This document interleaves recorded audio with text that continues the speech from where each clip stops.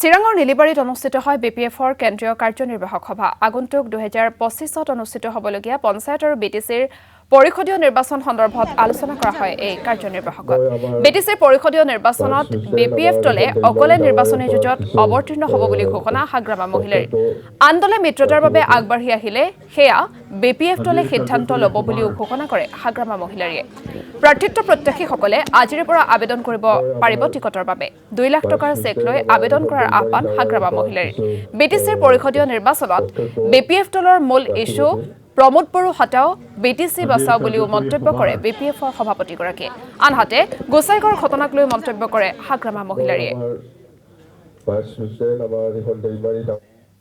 আমাৰ আগন্তুক 2025ত যিটো পঞ্চায়ত নিৰ্বাচন হ'ব সেইটো বিষয় লৈ আলোচনা হৈছে। আমি আমাৰ বৰ্ডাৰ এলেকাত যিখিনি বিপিএফ ডিষ্ট্ৰিক্ট আছে বিটিচি বাহিৰত ইহঁতৰ ওপৰত আমি এৰি দিছোঁ, ইহঁতে কি ডিচিশ্যন লয়।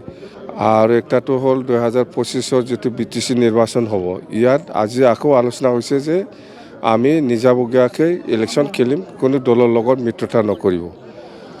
আৰু আমাৰ মাজত বহুত অৰ্গেনাইজেশ্যনটো কেনেকৈ ষ্ট্ৰং কৰিব লাগে সেইবিলাক সৰু সুৰা কিছুমান চিৰিয়াছ কথা পতা হৈছে, এইটো আপোনালোকে নিশ্চয় গম পাইছে।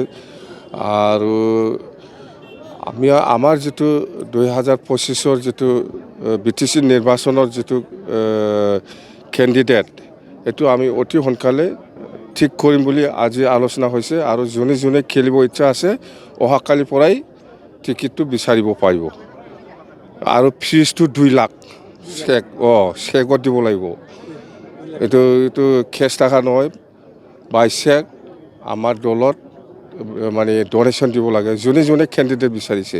সেইটো জানুৱাৰী মাহৰ 15 তাৰিখৰ ভিতৰত শেষ দিনা, ইয়াৰ ভিতৰত যিসকলে ইলেকশ্যন খেলিব বিচাৰিছে বিপিএফ দলৰ হৈ, সেইটো জানুৱাৰী 15 তাৰিখৰ ভিতৰত কিবাটো এপ্লিকেশ্যনটো দিব পাৰিম। ইয়াৰ